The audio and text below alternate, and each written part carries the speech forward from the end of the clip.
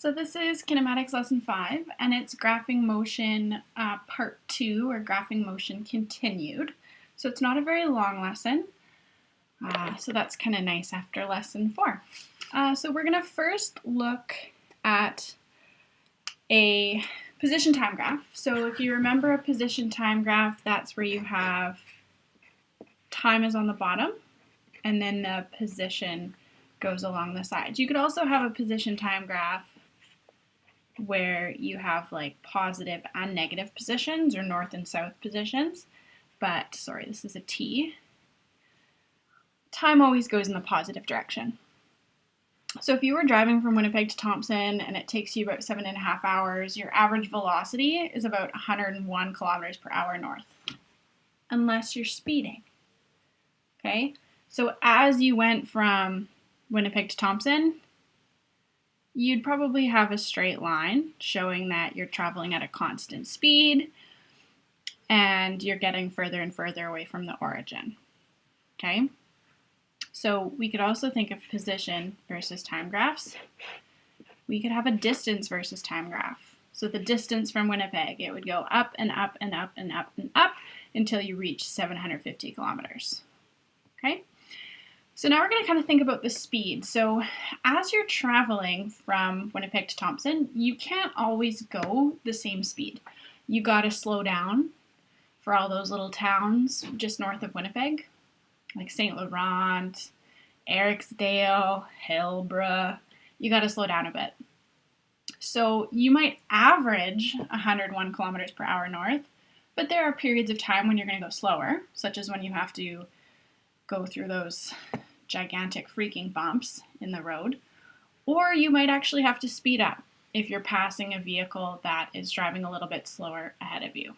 So we're going to look now at the velocity time graph as you're traveling from Winnipeg to Thompson. So time would be on the bottom. Time would make more sense to have in hours, and it takes just over 7 hours. So let's make a nice scale. I think I'm skipping 3 lines.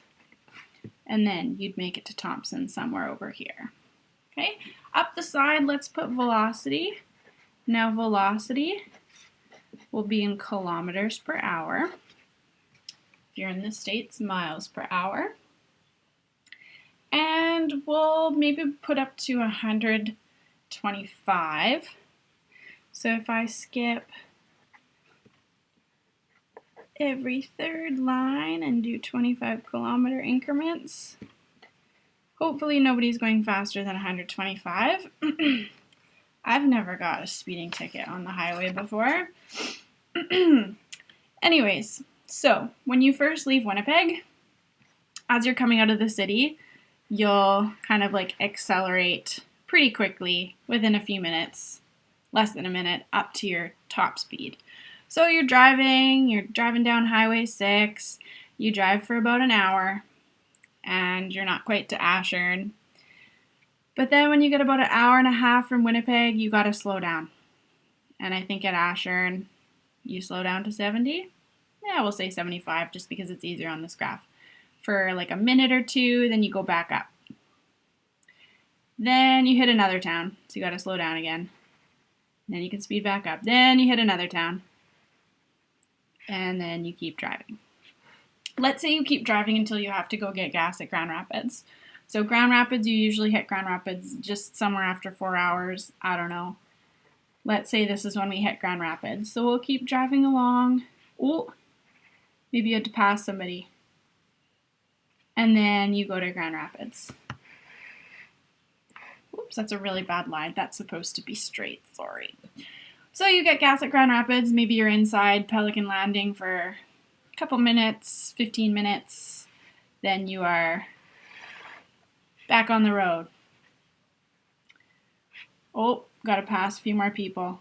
Oh, pass a few more people. Keep driving. All right, at about 6 hours, that's when you hit Ponton. Now there's some gigantic potholes, and you have to slow all the way down to 60 repeatedly. I remember getting so annoyed the last time I went down to Winnipeg because it felt like I couldn't get going before I had to slow down again. and then you reach your destination, you pull into your driveway, and you stop. Okay? So this is like a velocity time graph for your journey. So you have a whole bunch of different velocities. Sometimes you're going 100, sometimes you're going 75, sometimes you're going like 122, maybe not.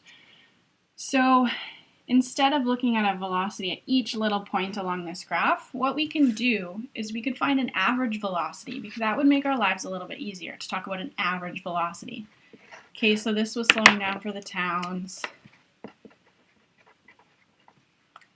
This was passing people. And then this was slowing for potholes. They're not even potholes, they're just like sinky parts in the road. Okay, so the idea of having an average velocity is a little bit more useful for us. So average velocity is calculated over a large period of time. Okay, and we use something called a chord, not a musical chord like C, E, and G, but a mathematical chord. And it's a line that connects two different points on the curve. So we could look at, let's find the average velocity between like, you could pick any 2 points on this curve, between here and here, between here and here, between here and here. It really doesn't matter. You just pick 2 points, you find your position at both, or your velocity at both, and you do a little bit of math, and you can calculate average velocity. Okay? Now, average velocity is different from instantaneous velocity. Think of an instant. That's like one moment in time. So instantaneous velocity is what your speedometer says at any moment in time. Right? Plus a direction. North, south, east, west, whatever it is. So you calculate instantaneous velocity with a tangent line. Now a tangent line touches the curve just at one individual point instead of connecting it at two. So the easiest way to talk about chords and tangents is to look at a slightly simpler example. We're going to go back and look at a position versus time graph. All right. Time. Now why are we flipping back to this graph, you might ask? Well, because the slope of a line on a position versus time graph tells us about the velocity. So if we're trying to find average or instantaneous velocity, we want to have lines that mean velocity. Okay, so time goes across the bottom, and then position goes up the side. Now we need to get up to 75. We have 5 lines. If we go up by 15, we have enough room. Okay, so remember the slope of a line, on a position versus time graph tells us or represents the velocity. Okay? So let's plot our points and see what kind of line we get. 1 and 3, 2 and 12, almost at 15, but not quite. 3 and 27, almost at 30, but not quite. 4 and 48, just a little bit more than 45. And then 5 and 75. Okay, so if we look at this, it's probably not going to be a straight line.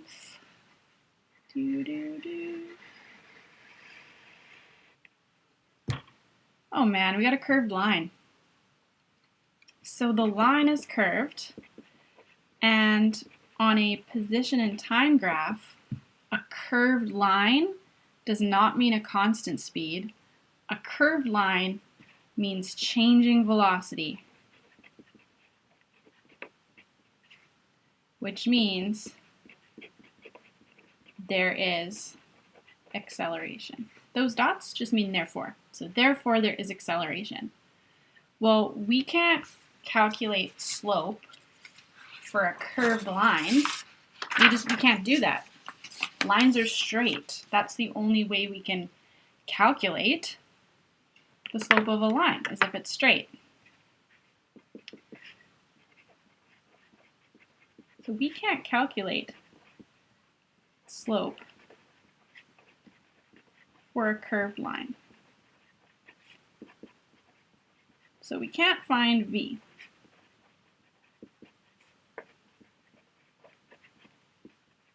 I mean, what we could do is we could try to go between here and here. It's almost straight. Here and here, kind of almost straight still. Kind of straight, kind of straight. Or what we could do is we could use a chord. So a chord is a line that connects two different points on the curve. So let's say we want to know the velocity over this whole thing. If we use a chord gives us average velocity. So we'll pick the 2 points between which we want to calculate the velocity. We would connect the first point to the last point. And that's supposed to be a perfectly straight line. This is a chord, and it tells us the average. Okay, so what we would do is we would treat this point as 1, we would treat this point as 2, and use our velocity formula to calculate v average. So let's do that. So v average. We're going to go position 2, take away position 1, over T2, take away T1. So what we're really doing is we're calculating the slope of this line. Okay, because a line we can calculate slope for. We have a formula for that.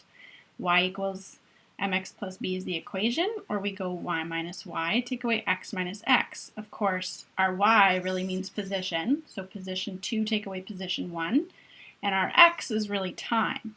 Time 2 take away time 1. Okay, so our position at 2 is 75. Our position at 1 is 0. Our time at 2 is 5, and our time at the first point is 0. So 75 divided by 5,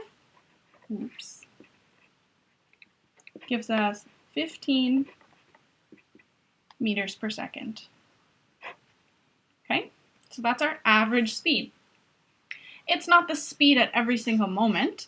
The speed would be lower here, a little bit faster, a little bit faster, a little bit faster, and actually here, it's even steeper than this line, so the speed from here to here would actually probably be higher than 15.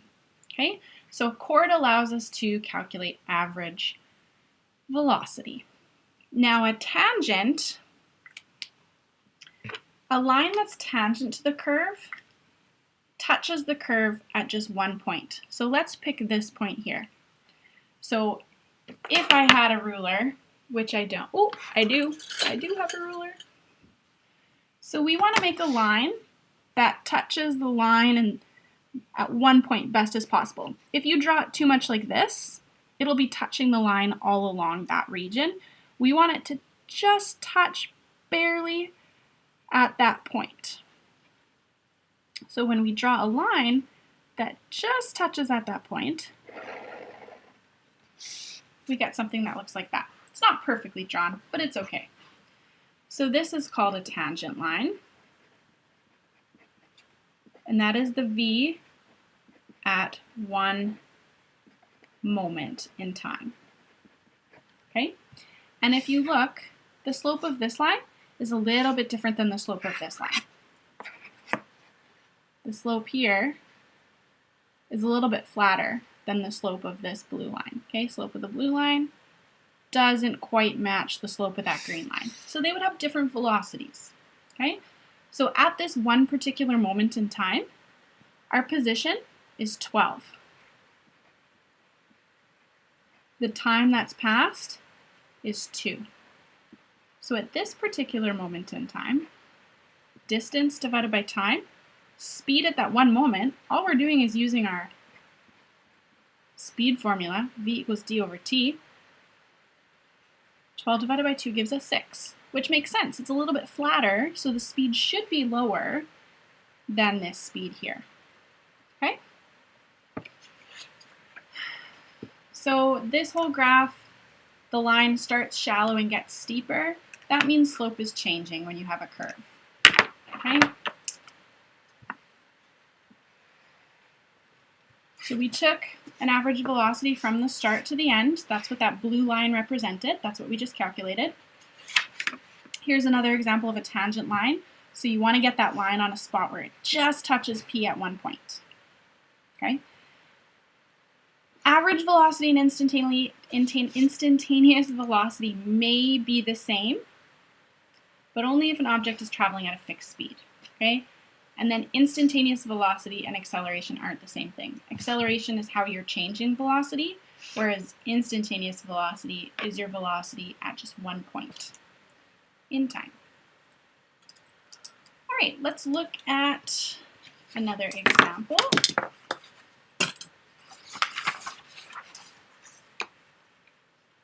We are going to calculate the average velocity. So I was nice, I already drew the chord line for you. So remember, this is a chord. I always want to spell it without an H. I don't know why, I'm a musical person. So what we're gonna have to do is have position 2 take away position 1 over T2 take away T1. This will be point 2, this will be point 1, because this point happens first, right? Time passes from here to here, it hits this point first, and then that point. So, position at 2, we might have to do a little bit of an inference. If this is 7, that's like halfway, looks to be about 6.5. The position here, it's kind of in the same spot. 5 would be right smack in the middle. We're at about 4.5. This would be so ugly to try to calculate velocity for. It would be impossible because it speeds up, then it slows down, then it speeds back up. This is why we use a chord. All right, now time at 2, it looks maybe to be about 12. And then here, maybe our time is at about 3. It's just a bit over halfway. I took these graphs out of the curriculum and they're not very nice graphs, so I apologize. That's why we're doing them together. Okay, 6.5 take away 4.5 gives us 2. 12 take away 3 gives us 9. 2 divided by 9. I can't do that in my head. 0.22. All right, 0.22 meters per second. And we should say positive because it is going up. If this line was slanting down, that would have a negative velocity. But because it's slanting up, it has a positive velocity. Okay? That's all. Calculate the instantaneous velocity of the object at the given moment. Okay, so this time we're using a tangent. So up here, this was a chord. This one is going to be a tangent line. So tangent line represents instantaneous velocity. Now, there's a couple different ways we can do this. We could pick one point on the line and go position divided by time, and that's your instantaneous velocity. But this point, it's really, really hard to tell exactly where it is because the scale is kind of big, it's kind of ugly. So what we can do is we can pick 2 points along this line and use the d2 take away d1 over t2 take away t1 because no matter where you calculate the slope on this line, it'll be the same. So let's use points that are easier for us. So at 2500, at the position is 2500, we could make a pretty good guess that that's about 13. Okay? If we make a point right down here, that's pretty close to 5. and it's also at 0. So that's a super easy position for us to get. So we're still going to use D2 take away T1 over T2 take away T1. Our position at 2, this was 2, this was 1. Our position at 2 is 2500. Okay? Our position at 1 was 0. We made it nice and easy for ourselves. Okay? Our time at 2 is about 13. Our time at 1 is roughly 5. Now, if I'm giving you an assignment or a quiz or whatever, the graphs are going to be a little bit more obvious where the points are. But nothing wrong with doing a hard one. So 2500 take away 0 is 2500. 2500 divided by 8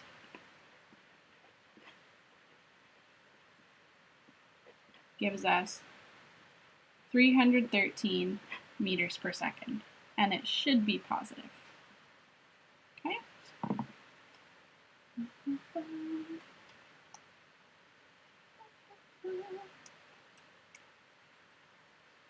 All right, and that is lesson 5. So it'll be your daily task will have some graphs, and you'll have to calculate average speed or instantaneous speed. Make sure you look at your labels. Okay, thanks for watching.